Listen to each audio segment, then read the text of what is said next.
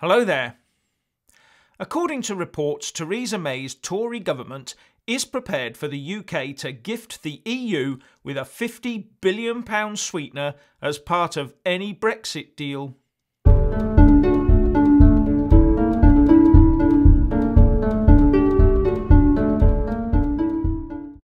An insider to the Brexit negotiations has told the Times newspaper that Theresa May is planning on paying the EU between £7 and £17 billion a year for 3 years after Brexit.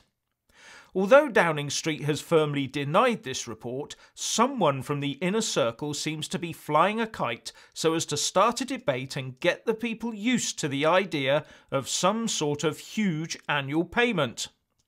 This has come about mainly because of May's weakened position after her disastrous attempt to cement her grip on power via this year's general election. Didn't go too well though, did it? The insider told the Times, "We were looking at a final bill of £20 to £30 billion. Now it will be nearer £50 billion. Reportedly, Theresa May had been advised to keep this firmly under wraps until after the Conservative Party conference in Manchester ends on the 4th of October, in order to keep her party ship on an even keel. So who's spilling the beans now and why?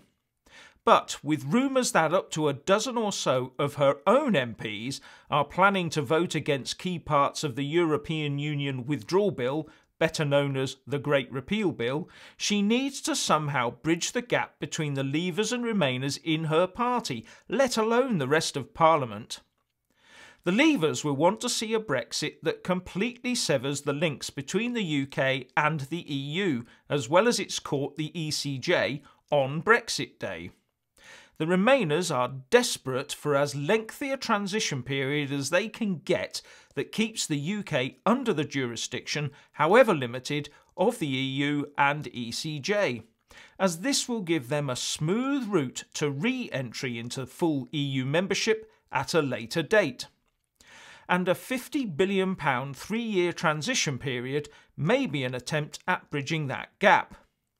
But hardline Brexiteers will not be happy about this, as they see any move of this sort as manoeuvring to try and keep the UK in the EU.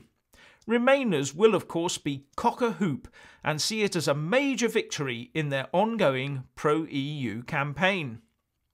MPs start debating the Great Repeal Bill later this week, and how they vote at the end will tell us all we need to know about Parliament's true intentions with regard to Brexit. Those MPs that do end up voting against the Great Repeal Bill will claim they are not trying to go against the referendum vote. They will say that there is something wrong with the bill itself.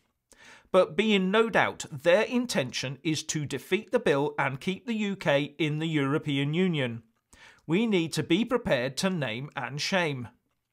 Another point to bear in mind is that if the House of Commons ends up watering down the Great Repeal Bill, the House of Lords will not only be emboldened to follow suit, it will be actively encouraged to try and further diminish it.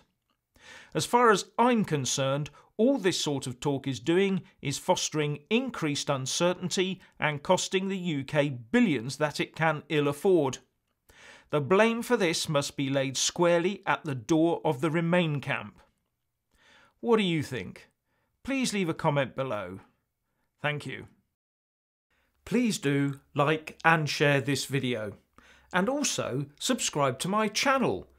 And when subscribing, please do remember to press on the little bell next to the subscribe button. That way you'll get an alert every single time I put up a new video. Thank you very much for watching.